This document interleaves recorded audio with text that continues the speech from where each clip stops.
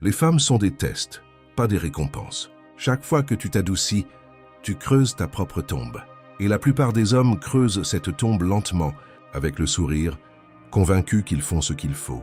Ils sourient quand ils devraient rester fermes. Ils expliquent quand ils devraient se taire. Ils poursuivent quand ils devraient se retirer. On les a formés depuis l'enfance à croire que le chemin pour être aimé passe par le fait d'être agréable. Ils ont donc construit toute leur identité autour de l'approbation des autres, sans comprendre que l'acte même de chercher cette approbation détruit précisément ce qui les rendrait dignes d'être approuvés. Un homme qui a besoin d'être validé est un homme qui a déjà perdu le cadre. Et un homme qui a perdu le cadre a perdu tout ce qui en découle. Le respect, le désir, la loyauté, le pouvoir. Il devient un bruit de fond dans sa propre vie, présent partout et dominant nulle part, utile à tout le monde et essentiel à personne. La plupart des hommes ne comprendront jamais pourquoi ils perdent sans cesse. Ils accuseront l'économie, leur éducation, les femmes qui les ont quittés, les amis qui les ont trahis, le système, le destin Dieu. Ils construiront des récits élaborés de victimisation et les porteront, comme une armure, sans jamais soupçonner que cette armure elle-même est ce qui les tue. La victimisation est confortable, elle ne demande rien. Elle n'exige aucune transformation, aucune discipline, aucun affrontement avec soi-même.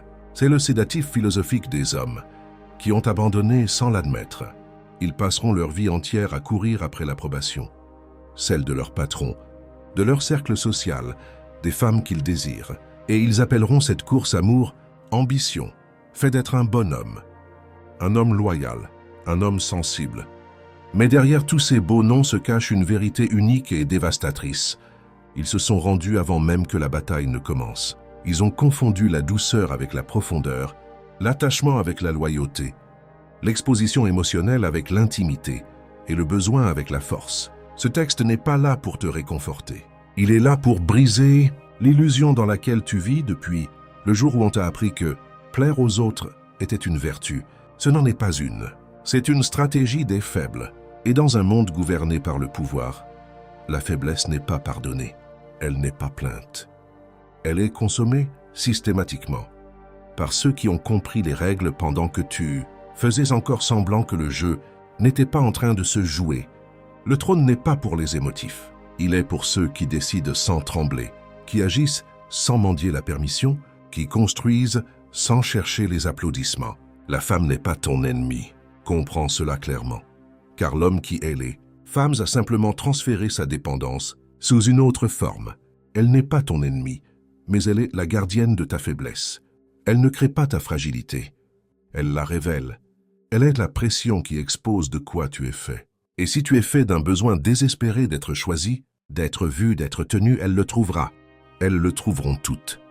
Non pas parce que les femmes sont cruelles, mais parce que l'animal humain, à chaque niveau d'interaction sociale, teste instinctivement la force avant d'investir dans une alliance. Ce n'est pas personnel, c'est biologique, c'est structurel. Et l'homme qui comprend cela arrête de prendre le test personnellement et commence à le réussir de manière stratégique.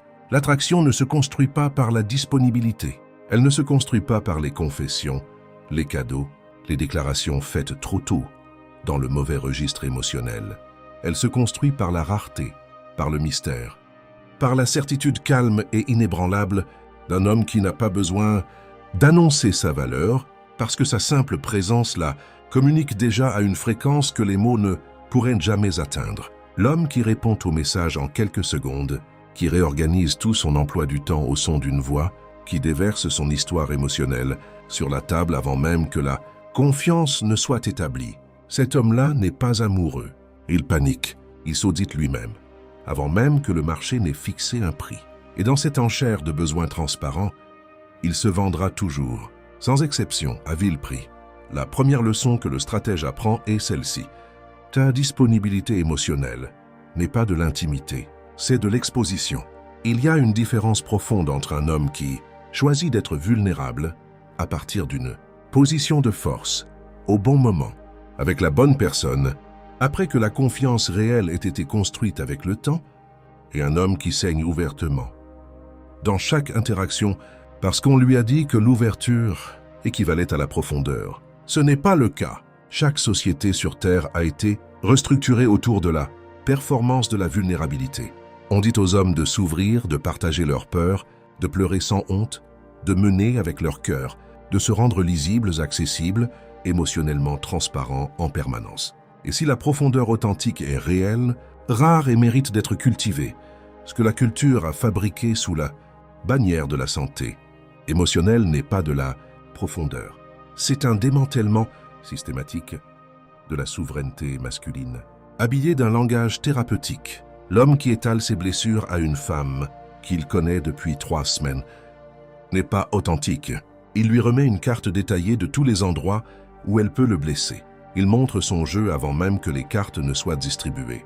Regarde les hommes autour de toi qui ne comprennent pas pourquoi les femmes perdent intérêt, précisément quand ils deviennent le plus émotionnellement disponibles.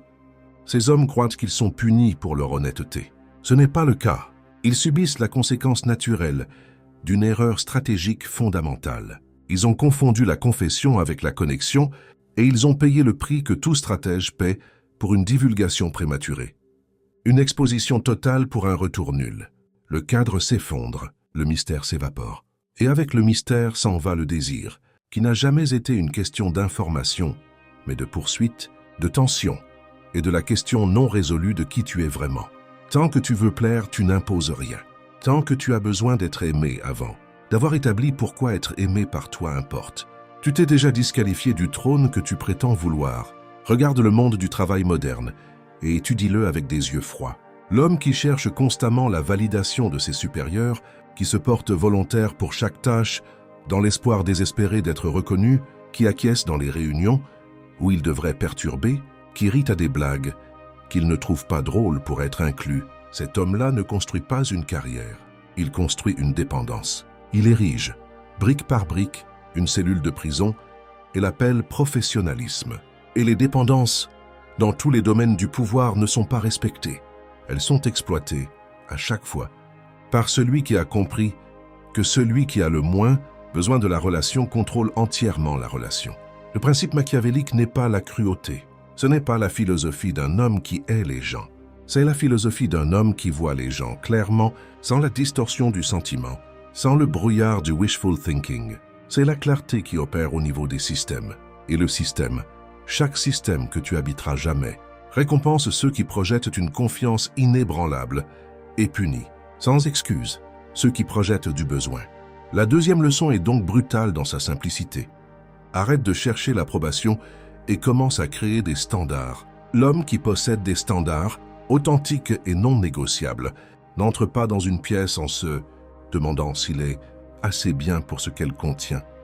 Il y entre en se demandant si ce qu'elle contient est assez bien pour lui. Ce seul renversement de cadre psychologique restructure chaque dynamique dans laquelle tu entres. Chaque négociation, chaque interaction, chaque relation. Tu n'es plus le candidat qui présente son dossier. Tu es l'évaluateur qui décide s'il investit ou non. Vis depuis cette position assez longtemps, et le monde commence à se réorganiser autour de toi. Les rois ne s'attachent pas, ils utilisent. Machiavel l'a dit avec la précision froide d'un chirurgien qui aime assez son patient pour couper. Ceux qui aiment trop finissent trahis. Ceux qui règnent froidement survivent. Relis cela et résiste à la réflexe immédiat de l'adoucir, de le reformuler en quelque chose de plus acceptable. Ce n'est pas te demander d'être sans cœur. C'est te demander d'être honnête sur l'architecture du pouvoir. Le dirigeant froid n'est pas un homme sans sentiments. Il est un homme qui a discipliné ses sentiments en structure, stratégique plutôt que de les laisser dicter ses mouvements. Il ressent, mais il ne suit pas. Il observe le désir sans en devenir le prisonnier. Regarde comment fonctionnent les institutions les plus puissantes du monde moderne. Les entreprises qui ont Soundbreeze, qui ont un vrai levier, ne forment pas d'attachement sentimentaux avec leurs partenaires, leurs employés ou leurs clients. Elles forment des alliances stratégiques, construites sur le calcul précis de l'intérêt mutuel. Elles honorent ces alliances exactement aussi longtemps que l'intérêt tient. Au moment où il se dissout, l'alliance se dissout, sans drame, sans culpabilité, sans le long et paralysant processus de négociation émotionnel qui consume les hommes plus faibles. Il n'y a pas de deuil. Il n'y a que le recalibrage, que le prochain mouvement. La troisième leçon est celle-ci. Traite tes investissements personnels exactement comme les institutions les plus puissantes traitent les leurs. Ce ne sont pas des cadeaux à distribuer à quiconque les demande. Ce sont du capital fini et irremplaçable. Et le capital déployé sans retour, sans objectif stratégique, sans un calcul clair de ce qu'il construit, ce n'est pas de la générosité. C'est la faillite habillée du langage de l'amour, portée par des hommes qui, confondant le fait d'être vidés avec le fait d'être dévoués. L'amour est un programme, une séquence biologique profonde, conçue pour t'ancrer à une mission de protection et de provision, pour te faire croire que ton plus haut dessein est d'être nécessaire, d'être le refuge stable autour duquel la vie de quelqu'un d'autre s'organise. Erreur fatale, non pas parce que l'amour n'a aucune valeur, mais parce que l'homme qui s'est laissé consumer par ce programme, qui l'a laissé tourner sans contrôle, qui l'a laissé déterminer ses décisions et gouverner sa posture, cet homme-là ne vit pas. Il exécute un script écrit par l'évolution pour un monde qui n'existe plus. Ce programme a été écrit pour une ère différente, un monde où la survie exigeait le lien de couple, où la tribu demandait à chaque homme de s'ancrer dans le rôle de protecteur et de pourvoyeur comme unique définition de la valeur masculine. Mais tu ne vis pas dans ce monde. Tu vis dans un monde de concurrence impitoyable, de gestion de la perception, de hiérarchie sociale qui change chaque semaine et qui récompense l'homme qui a maîtrisé sa propre architecture intérieure avant tout. L'homme qui domine sa psychologie domine son environnement. L'homme dominé par sa psychologie, par sa peur de l'abandon, par sa faim de validation, par son besoin compulsif d'être choisi, est déjà vaincu avant même que la compétition ne commence. Ta vraie mission n'est pas de protéger, elle est de construire, d'expanser, d'accumuler du pouvoir sous toutes les formes disponibles. Indépendance financière, autorité intellectuelle, présence physique, levier social, jusqu'à ce que ton existence même devienne un actif que les autres calculent, négocient et se disputent pour y accéder. La quatrième leçon est la plus difficile et la plus libératrice en même temps. Refuse chaque lien qui ne sert pas ton ascension, non pas par froideur envers les autres, mais par fidélité à toi-même. La main tendue qui n'apporte aucune croissance, aucune élévation, aucune valeur stratégique à ta trajectoire, cette main aussi chaude, aussi familière, aussi enveloppée dans le langage confortable de la loyauté, est un poids déguisé en geste d'affection. Le stratège la nomme clairement, puis il la lâche, et il avance sans se retourner. Non pas parce qu'il est cruel, mais parce qu'il comprend que chaque pas fait en arrière au nom du sentiment est un pas loin du trône qu'il était, construit pour occuper. Tu veux régner. Alors refuse les plaisirs qui ne mènent nulle part, et comprends que dans le monde où tu vis, ces plaisirs ont été industrialisés, emballés et distribués à grande échelle, dans le but précis de te garder passif, docile et gérable. L'algorithme qui retient ton attention en otage à 2 heures du matin, en te nourrissant d'un scroll infini de colère et de divertissement, calibré précisément sur tes vulnérabilités psychologiques. La femme qui te fait tourner en orbite émotionnelle de presque engagé, presque sérieux, presque choisi, sans jamais atterrir, parce que ton orbite lui est utile et que ton incertitude te rend docile. Les amitiés bâties entièrement sur le confort mutuel, où personne ne challenge personne, parce que l'accord tacite est que tout le monde reste exactement là où il est. Le style de vie qui photographie bien, qui performe la réussite pour un public de gens que tu ne connais pas, qui accumule les symboles du pouvoir sans jamais en générer la substance. Chacun de ces éléments est une cage, et les cages les plus dangereuses sont celles dont les portes sont ouvertes, celles où tu restes non pas parce que tu es enfermé, mais parce qu'on t'a rendu assez confortable pour que tu ne veuilles plus en sortir. Un roi ne se repose jamais dans un lit chaud. Il observe, il voit les schémas que les autres sont trop distraits pour remarquer. Il identifie les points de levier que les autres dépassent. Il construit, délibérément et sans besoin d'applaudissements, le genre de structure qui produit du pouvoir non pas pour une saison, mais sur des décennies. Le pouvoir n'est pas offert. Il n'est jamais offert. Il se construit par une discipline quotidienne.